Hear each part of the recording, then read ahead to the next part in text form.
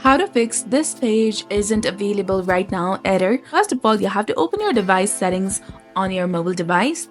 This works for both Android and iOS devices.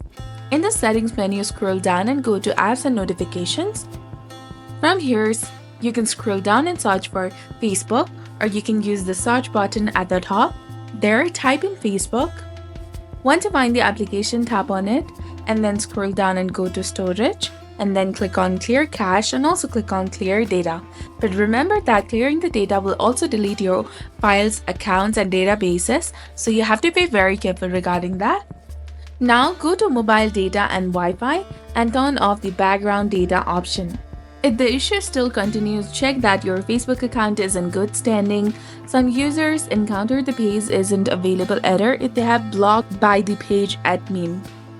Or you can also check your internet connection and then try uninstalling the application from your device completely, and then go to Play Store, search for Facebook application and then reinstall it with its latest version. So this was all about it. If you found this guide helpful, please like, share and subscribe.